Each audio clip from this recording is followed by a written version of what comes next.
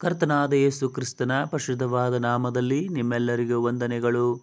ಸತ್ಯವೇದದಲ್ಲಿರುವ ಯೋಹಾನ ಬರೆದ ಸುವಾರ್ತೆ 19ನೇ ಅಧ್ಯಾಯದ 17ನೇ ವಚನದಲ್ಲಿ, ಅವರು ಯೇಸುವನ್ನು ತೆಗೆದುಕೊಂಡು ಹೋದರು. ಆತನು ತನ್ನ ಶಿಲುಬೆಯನ್ನು ತಾನೇ ಹೊತ್ತುಕೊಂಡು ಕಪಾಲ ಸ್ಥಳವೆಂಬ ಸ್ಥಾನಕ್ಕೆ ಹೋದನು. ಇದಕ್ಕೆ ಇಬ್ರಿಯ ಮಾತಿನಲ್ಲಿ ಗೊಲ್ಗತಾ ಎಂದು ಹೆಸರು.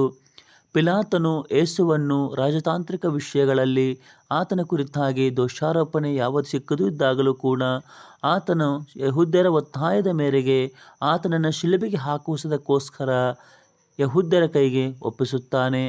ಅವರು ಆತನನ್ನು ಕರೆದುಕೊಂಡು ಗೊಲ್ಗತಾ ಎಂಬಂಥ ಸ್ಥಳಕ್ಕೆ ಬರುವಾಗ ಆತನಿಗೆ ಶಿಲುಬೆಯನ್ನು ಹೊತ್ತುಕೊಳ್ಳುವುದಕ್ಕಾಗಿ ಹೇಳುತ್ತಾರೆ.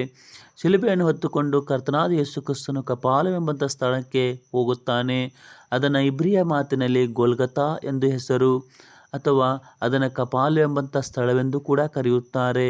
ಅದೇ ಸ್ಥಳದಲ್ಲಿ ಅಬ್ರಹಾಮನು ದೇವರ ಚಿತ್ತಕ್ಕನುಸಾರವಾಗಿ ತನ್ನ ಮಗನಾದ ಈಸಾಕನನ್ನು ಅರ್ಪಣೆ ಮಾಡೋದಕ್ಕೋಸ್ಕರ ಹೋಗಿರುವಂಥ ಸ್ಥಳ ಆಗಿದೆ.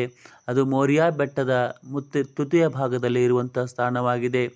ಅದೇ ಸ್ಥಳದಲ್ಲಿ ದಾವೀದನು ಕರ್ತನಿಗೋಸ್ಕರವಾಗಿ ಯಜ್ಞಗಳನ್ನು ಅರ್ಪಿಸುತ್ತಾನೆ. ಅದೇ ಸ್ಥಾನದಲ್ಲಿ ಸೊಲೊಮೋನನು ದೇವರಿಗೋಸ್ಕರ ದೇವಾಲಯವನ್ನು ಕಟ್ಟುತ್ತಾನೆ.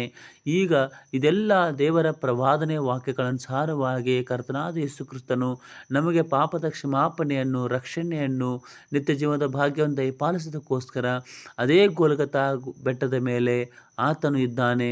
ಗೊಲ್ಗತಾ ಬೆಟ್ಟ ಕಪಾಲವೆಂಬ ಸ್ಥಳವೆಂದು ನೋಡುವಾಗ ಕರ್ತನಾದ ಯೇಸು ಕ್ರಿಸ್ತನು ಆ ಯಜ್ಞಾರ್ಪಿತ ಆಗುವ ಮೂಲಕವಾಗಿ ಮರಣ ಹೊಂದಿ ಸತ್ತು ಹುಣಲ್ಪಟ್ಟು ಮೃತ್ಯುಂಜಯ ಗೆದ್ದುವರ ಮೂಲಕವಾಗಿ ದೇವರ ಚಿತ್ತವನ್ನು ನೆರವೇರಿಸಿ ಪಾಪದ ಕ್ಷಮಾಪಣೆಯ ಮಾರ್ಗವನ್ನು ಉಂಟು ಮಾಡುವಂಥ ಸ್ಥಳವಾಗಿದೆ. ನೀವು ಆತನ ಮೇಲೆ ನಂಬಿಕೆ ಇಡುವುದರಿಂದ ದೇವರ ಕ್ಷಮಾಪಣೆಯನ್ನು, ನಿತ್ಯ ಜೀವದ ಭಾಗ್ಯವನ್ನು ಹೊಂದುವರಾಗಿರಿ. ಹಾಗಾಗುವಂತೆ ದೇವರು ತಾನೇ ಸಹಾಯ ಮಾಡಲೆಂಬ ನಮ್ಮ ಪ್ರಾರ್ಥನೆ ಆಗಿದೆ.